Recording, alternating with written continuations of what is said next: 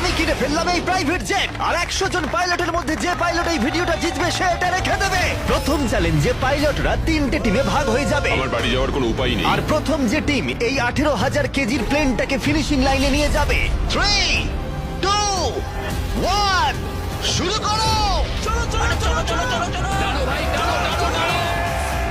আর এই 3টে টিমের মধ্যে যে টিম এগিয়ে যাবে তাদের এই বিশাল জেট ইঞ্জিনের শক্তি সহ্য করতে হবে আর সহ্যের কঠিন পরীক্ষাও দিতে হবে। তাহলে দেখা যাক। আরে অজ্ঞান হয়ে গেছে, কেউ অ্যাম্বুলেন্স ডাকো। আমরা শাটডাউন করলাম একটা গোটা শহরকে 24 ঘন্টার জন্য, কিন্তু প্রথমে দেখব কোন টিম এই ফিনিশিং লাইনটাকে ক্রস করতে পারে।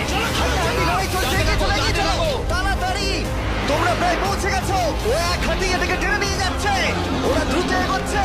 ওরা কি তাড়াতাড়ি যাচ্ছে? জিততে হলে প্লেনটাকে ফিনিশিং লাইন ক্রস করাতে হবে। ও, আমরা উইনার পেয়ে গেছি। তোমরা পেরেছো।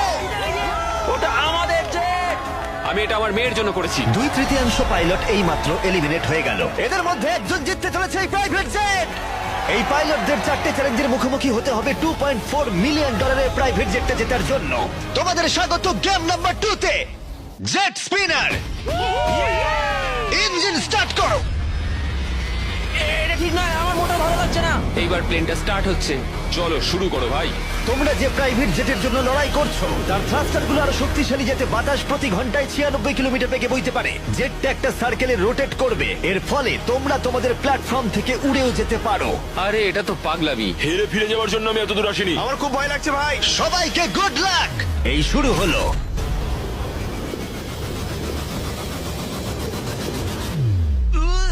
ও, প্রথম জন এলিমিনেট হয়ে গেল, একজন কমে গেল। আমার ওই জেটটা চাই। আমি জেটটার জন্য কোনো মতে আমার প্রাণ দিতে পারবো না। আমি খুব ভয় পাচ্ছি ভাই।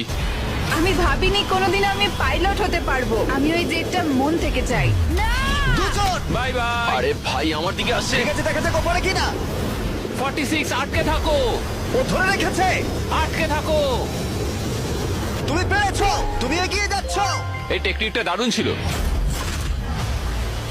অন্যদের দেখে বাকি পাইলটরা বুঝতে পারলো তাদের কি করা উচিত আর কি করা উচিত নয়। আমি বুঝে গেছি, স্ট্র্যাটেজিটা হবে সাইডওয়েজ রাখা, এরকম করে নয়। যারা টিকতে পারছে তারা এরকম করে দাঁড়াচ্ছে। ওরা আটকে আছে। এমনকি যে পাইলটরা স্ট্র্যাটেজি ইউজ করছিল তাদের মধ্যেও কয়েকজন সেটা ধরে রাখতে পারলো না। আর একজন। যদি নাম্বার 40 পড়ে যায় আমিও পড়ে যাব। আমরা একই ভাবে দাঁড়িয়ে আছি। ও পড়লে আমিও পড়বো। না না না না,